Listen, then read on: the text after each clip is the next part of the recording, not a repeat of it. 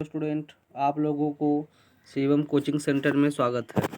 आप लोगों के लिए आज क्लास 10th का केमिस्ट्री का ऑब्जेक्टिव लेकर आए हैं। फिज़िक्स का आप लोगों का पहले सेट में ही ऑब्जेक्टिव ख़त्म हो चुका है। उसके 6 वीडियो यूट्यूब पे अपलोड कर दिए गए हैं जो फिज़िक्स सेट से संबंधित है और ये 6 चैप्टर से संबंधित है। अब चलते हैं अगले सब्जेक्ट केमिस्ट्री की ओर और केमिस्ट्री का पहला चैप्टर का ऑब्जेक्टिव लेकर आए हैं और केमिस्ट्री ख़त्म करने के उपरांत फिर अन्य सब्जेक्ट बायोलॉजी, सोशल साइंस के अन्य सब्जेक्ट पर चलेंगे। फिर संस्कृत और हिंदी का भी वीडियो अपलोड किया जाएगा। तो चलते हैं इस प्रश्न की ओर। प्रश्न नंबर 1 कहता है कि ये समीकरण एक दे रखा है। ये समीकरण कौन सा समीकरण है? तो यदि ये समीकरण को गौर से देखें तो किसी तत्व द्वारा किसी यौगिक से इसमें उपस्थित तत्व को अलग किया गया है। तो जब किसी तत्व द्वारा किसी अन्य यौगिक से उसमें उपस्थित तत्व को अलग किया जाता है तो यह क्रिया को एकल विस्थापन या विस्थापन अभिक्रिया कहते हैं। Option number B. नेक्स्ट प्रश्न की ओर चलते हैं। जब मैग्नीशियम के फीते को जलाया जाता है तो उत्पन्न लौ जो होती है वह चमकीली, उजली और श्वेत होती है। नेक्स्ट प्रश्न की ओर चलते हैं। कौन बुझा हुआ चूना का फॉर्मूला है? तो इसका फॉर्मूला है Ca(OH)2। ऑप्शन नंबर बी हो जाएंगे। और CaCO3 खड़िया का फॉर्मूला है जिसे हम सब संगमरमर के नाम से भी जानते हैं। नेक्स्ट प्रश्न की ओर चलते हैं। एक जांच परख नली में लिए गए विलयन में एक लोहे की कील को डुबाया गया और आधे घंटे के बाद यह देखा गया कि विलयन का रंग में परिवर्तन हो चुका है। तो बताएं कि उस जांच परख नली में विलयन कौन सा था? तो यह विलयन कॉपर सल्फेट का था, CuSO4 का।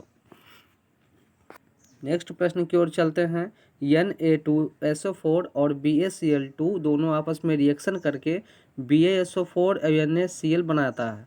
तो बतावे कि इसमें कौन सी अभिक्रिया हुई है? तो कहता है इसका रिएक्शन में दोनों अभिकारक एक दूसरे से अभिक्रिया कर कहता है सोडियम क्लोरीन से अभिक्रिया कर सोडियम क्लोराइड बना दिया और बेरिलियम सल्फेट से अभिक्रिया कर बेरिलियम सल्फेट बना दिया। तो इस तरीके से ये दोनों यौगिक अपने समूह को अदला बदली करके प्रोडक्ट बनाए हैं, इसलिए इसको द्विविस्थापन अभिक्रिया कहते हैं। ऑप्शन नंबर सी। नेक्स्ट प्रश्न की ओर चलते हैं। नेक्स्ट प्रश्न है कि साग सब्जियों के विघटित होकर कंपोस्ट बनने की अभिक्रिया को क्या कहते हैं? तो ऊष्माक्षेपी कहते हैं। Option number B. नेक्स्ट प्रश्न की ओर चलते हैं। उपचयन वह प्रक्रिया है जिसमें क्या होता है? तो जिसमें ऑक्सीजन किसी पदार्थ के साथ जुटता है और हाइड्रोजन का वियोग होता है, उसके साथ साथ इलेक्ट्रॉन त्याग करने की प्रवृत्ति होती है, इसलिए ऑप्शन नंबर डी हो जाएगा सभी। नेक्स्ट प्रश्न की ओर चलते हैं। प्रश्न कहता है कि जब सोडियम हाइड्रोक्साइड NaOH को जिंक से अभिक्रिया कराते हैं, जिंक से जेडियन से अभिक्रिया कराते हैं, तो कौन सा उत्पाद बनेगा? तो इसका उत्पाद का नाम बताएं कि है ना कौन सा उत्पाद बनेगा? तो कहता है कि जिंक सोडियम हाइड्रोक्साइड से अभिक्रिया करके सोडियम के 2 अणु के निरूपण करेगा और जिंक ऑक्साइड का निर्माण करेगा। साथ में इसमें उपस्थित अन्य तत्व हाइड्रोजन के गैस के रूप में निष्कासित होगा। ऑप्शन नंबर डी हो जाएगा। नेक्स्ट प्रश्न की ओर चलते हैं। प्रश्न कहता है कि कॉपर ऑक्साइड CuOH Cu+H2O किस प्रकार की अभिक्रिया को प्रदर्शित करता है? तो यदि इस तरीके से देखें तो इसमें उपस्थित ऑक्सीजन अभिक्रिया कर विखंडित हो रहे हैं, अर्थात कॉपर से दूर होकर ऑक्सीजन का निर्माण कर रहे हैं। तो किसी भी तत्व से ऑक्सीजन का पृथक होना अर्थात अलग होना अपचयन अभिक्रिया कहलाता है। ऑप्शन नंबर बी, क्योंकि इसमें ऑक्सीजन कॉपर से अलग होकर हाइड्रोजन के साथ मिल रहा है, इसलिए अपचयन अभिक्रिया। नेक्स्ट प्रश्न की ओर चलते हैं। प्रश्न कहता है नीचे दी गई अभिक्रिया का एक समीकरण है और कौन सा इसके लिए कथन सही है? तो इसमें देख रहे हैं कि कॉपर ऑक्सीजन से अभिक्रिया कर संयोग कर कॉपर ऑक्साइड बना रहा। तो हम कह सकते हैं कि इसमें ऑक्सीकरण ऑक्सीजन जुड़ने की क्रिया हो रही है कॉपर के साथ, तो हम बोलेंगे कॉपर का ऑक्सीकरण हो रहा है। ऑप्शन नंबर ए हो जाएगा। नेक्स्ट प्रश्न की ओर चलते हैं। प्रश्न कहता है कि निम्नलिखित में से कौन सा उत्पाद लेड नाइट्रेट को गर्म करने से प्राप्त होता है। तो यह उत्पाद है NO2 और ऑक्सीजन, ये दोनों लेड नाइट्रेट को गर्म करने से प्राप्त होता है। नेक्स्ट प्रश्न की ओर चलते हैं। ये जो समीकरण दे रखा है CaCO3, यह विखंडित होकर कॉपर ऑक्साइड और कार्बन डाइऑक्साइड बनाता है। तो बताया कि किस प्रकार का समीकरण है। तो एक तत्व दो विभिन्न तत्वों में टूटकर विखंडित हो रहा, तो इसको हम बोलते हैं वियोजन अभिक्रिया। Option number A. नेक्स्ट प्रश्न की ओर चलते हैं। सिल्वर नाइट्रेट का रंग कैसा होता है। तो सिल्वर नाइट्रेट का रंग हरा होता है और इस द्रव से सिल्वर निष्कासित होती है, अर्थात चांदी की मात्रा निकलती है। नेक्स्ट प्रश्न की ओर चलते हैं। फेरस सल्फेट क्रिस्टल का रंग कैसा होता। तो फेरस सल्फेट का क्रिस्टल जो होता है उसका रंग हरा होता है। नेक्स्ट प्रश्न की ओर चलते हैं। नाइट्रोजन डाइऑक्साइड NO2 के धुएं का रंग कैसा होता है। तो भूरा होता है रंग इसका। नेक्स्ट प्रश्न की ओर चलते हैं। श्वसन किस प्रकार के रासायनिक अभिक्रिया है। तो श्वसन की क्रिया में ऑक्सीजन का अवशोषण और उष्मा का निष्कर्षण होता है, इसलिए इसको बोलते हैं उष्माक्षेपी। उष्माक्षेपी नहीं, उपचयन अभिक्रिया होगा, क्योंकि इसमें ऑक्सीजन का योग हो रहा, इसलिए उपचयन। नेक्स्ट प्रश्न की ओर चलते हैं। प्रश्न कहता है कि मोमबत्ती किसका मिश्रण है। मोमबत्ती में हाइड्रोकार्बन का मिश्रण है, मोमबत्ती। नेक्स्ट प्रश्न की ओर चलते हैं।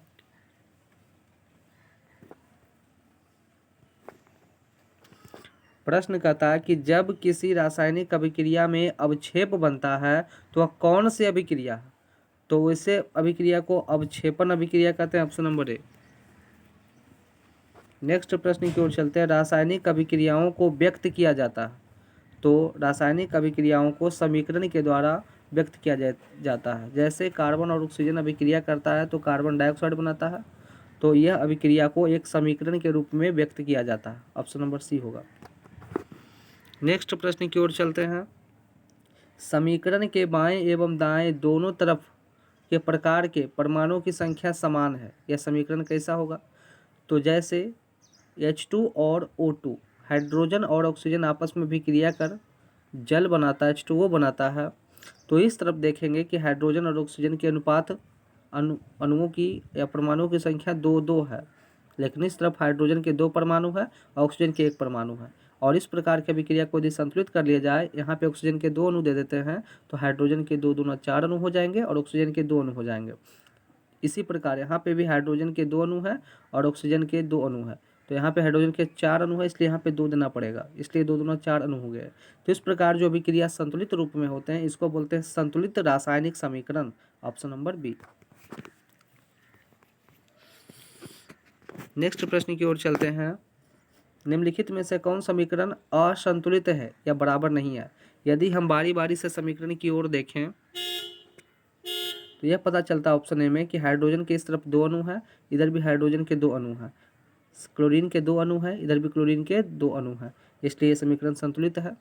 इसको यदि देखा जाए तो पोटेशियम के 2 अणु हैं, इसमें भी पोटेशियम के 2 अणु हैं, कार्बन के 2 अणु हैं, इधर भी कार्बन के 2 अणु, क्लोरीन है, क्लोरीन के 2 अणु है, इधर भी क्लोरीन के 2 अणु है, आयोडीन के 6 अणु है, 3 को 2 से मल्टीपल कर देते हैं तो 6 अणु है, इधर भी ऑक्सीजन को देखा जाए तो 3 को 2 से मल्टीपल कर देंगे तो 6 अणु प्राप्त होंगे, इसलिए भी समीकरण संतुलित है। चलते हैं डी नंबर को पहले देख लेते हैं। और इधर हाइड्रोजन के 2 को 2 से मल्टीपल करेंगे तो 4 अणु आ जाएंगे, ऑक्सीजन के यहाँ पे 2 अणु है, उसी प्रकार यहाँ पे हाइड्रोजन को भी 2 से 2 मल्टीपल करेंगे तो 4 अणु और ऑक्सीजन के 2 अणु आ जाएंगे।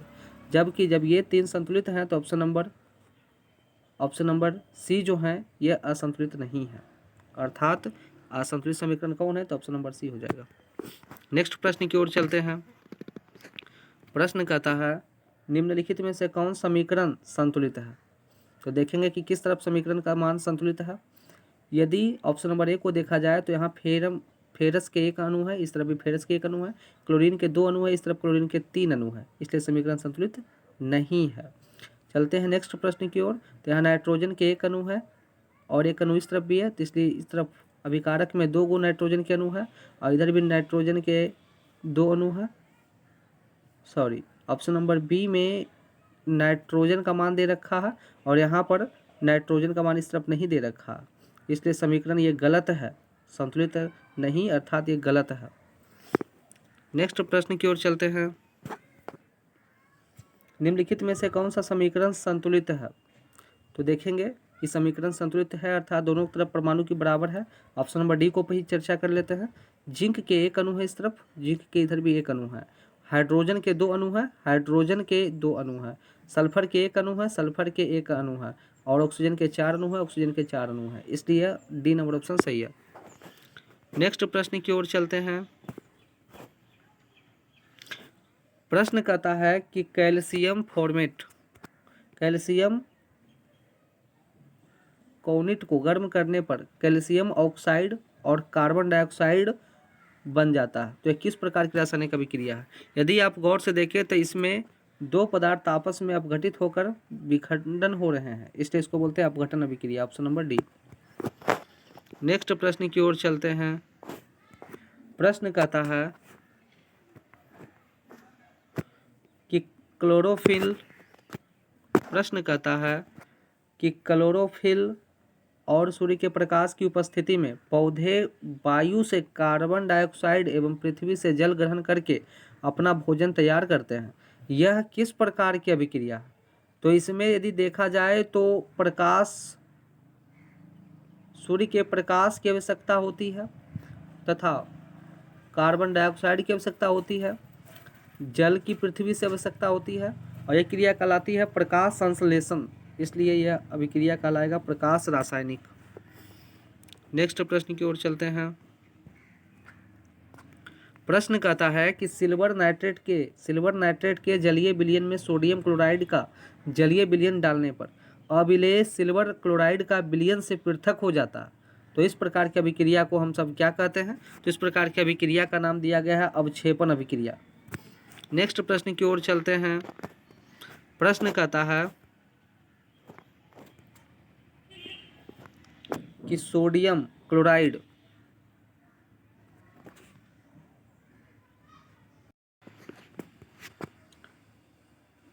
सिल्वर नाइट्रेट के जलीय विलयन में सोडियम क्लोराइड का जलीय विलयन डालने पर अविलेय सिल्वर क्लोराइड विलयन में पृथक हो जाता है। तो इस प्रकार की अभिक्रिया क्या कहलाती है? तो अवक्षेपण अभिक्रिया कहलाती है। नेक्स्ट प्रश्न की ओर चलते हैं। प्रश्न कहता है कि सोडियम हाइड्रोक्साइड और हाइड्रोक्लोरिक अम्ल के बीच अभिक्रिया होने पर क्लोराइड जल बनते हैं, तो अभिक्रिया क्या कहलाएगा? तो जिस रासायनिक अभिक्रिया में क्लोराइड अर्थात अम्ल का रूप है, ये अम्ल का रूप है, साथ में जल H2O का निर्माण हो, तो ऐसे अभिक्रिया को उदासीनीकरण अभिक्रिया कहते हैं। Option number B. नेक्स्ट प्रश्न की ओर चलते हैं। प्रश्न कहता है कि निम्नांकित में रेडॉक्स अभिक्रिया कौन है? तो वह अभिक्रिया जिसमें उपचयन और अपचयन दोनों प्रकार की घटना हो, वैसे अभिक्रिया को हम बोलेंगे रेडॉक्स अभिक्रिया। वो अभिक्रिया है ऑप्शन नंबर बी में। नेक्स्ट प्रश्न की ओर चलते हैं। प्रश्न कहता है कि निम्न में से कौन रेडॉक्स अभिक्रिया है? तो ऑप्शन नंबर डी है। यदि देखा जाए तो ऑक्सीजन इससे टूटकर हाइड्रोजन में समाहित हो रहा है और नीचे वाले दिशा से देखा जाए तो ऊपर से ऑक्सीजन पृथक हो रहा है और नीचे वाली दिशा से देखा जाए तो इससे ऑक्सीजन टूटकर किसी अन्य पदार्थ में जुड़ने की क्रिया हो रही है। तो उपचयन और अपचयन दोनों की घटना इसमें दिख रही है, इसलिए ऑप्शन नंबर डी हो जाएंगे। नेक्स्ट प्रश्न पर चलते हैं। प्रश्न कहता है कि ऊष्माक्षेपी अभिक्रिया कौन सी है? तो वह अभिक्रिया जिसमें ऊर्जा मुक्त होती है, ऊर्जा का मात्रक होता है कैलोरी, ऊष्मा का मात्रक कैलोरी, इसलिए ऑप्शन नंबर बी हो जाएगा। नेक्स्ट प्रश्न की ओर चलते हैं। निम्नलिखित में से कौन ऑक्सीकारक है? तो वह है ऑक्सीजन O2। नेक्स्ट प्रश्न पर चलते हैं। निम्नलिखित में से कौन अवकारक गुण को दिखाता है? तो यह है H2S, जिसको बोलते हैं डाई हाइड्रोजन सल्फाइड या सल्फाइड।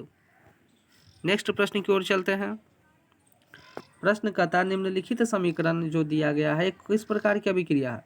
तो इसमें ऑक्सीजन एक पदार्थ में जुड़ने की क्रिया हो रही है, इसलिए इसको बोलते हैं ऑक्सीकरण या उपचयन। नेक्स्ट प्रश्न की ओर चलते हैं। निम्नलिखित में जो ये अभिक्रिया दे रखी है ये किस प्रकार की अभिक्रिया है? तो इसमें यदि देखा जाए तो एक यौगिक किसी धातु तत्व से मिलकर अभिक्रिया करता है और इसमें उपस्थित जो अन्य धातु है इसको अलग करता है, तो इसको अलग करने की क्रिया एकल विस्थापन या विस्थापन कहलाता है। ऑप्शन नंबर सी।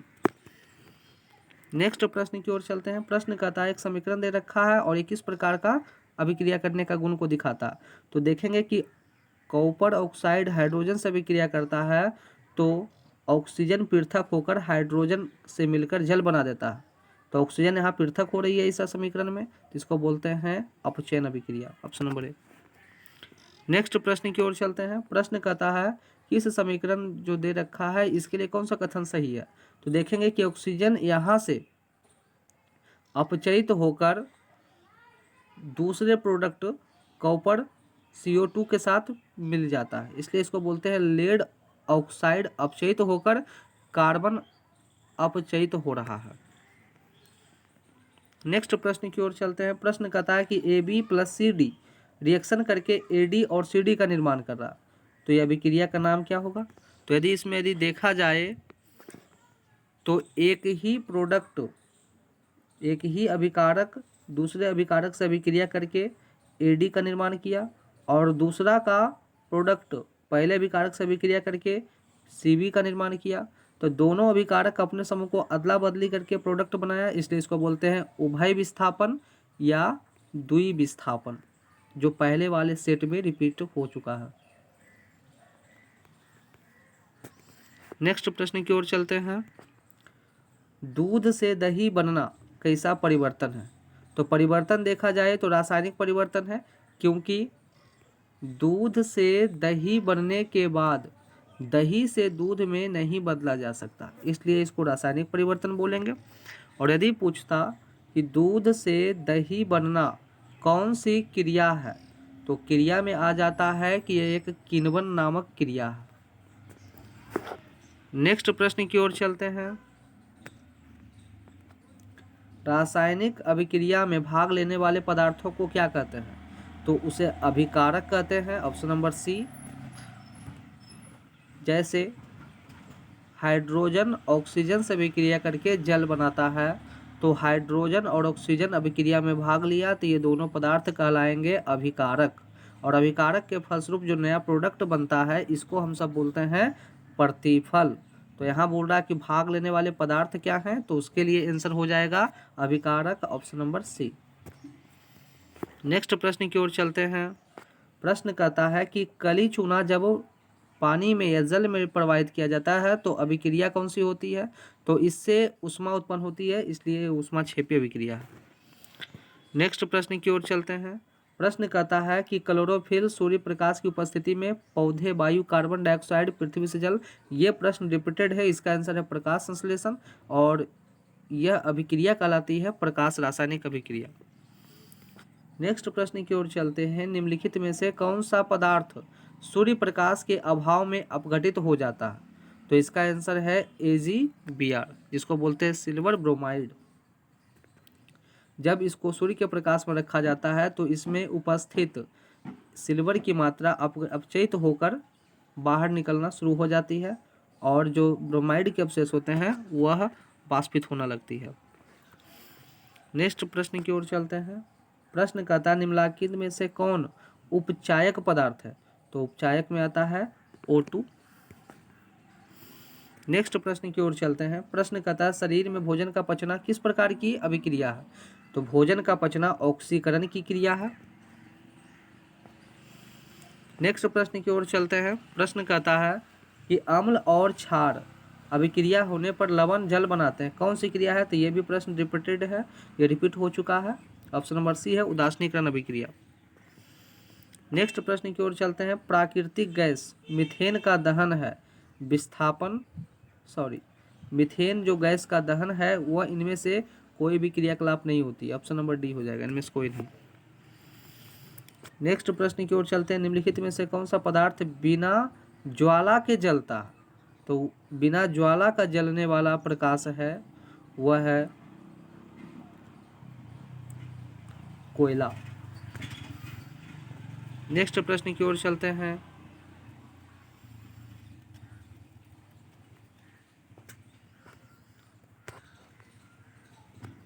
लौह चूर्ण पर तनु हाइड्रोक्लोरिक अम्ल डालने से कौन सी क्रिया होती है? तो यह है हाइड्रोजन गैस फेरस क्लोराइड में बदल जाता है।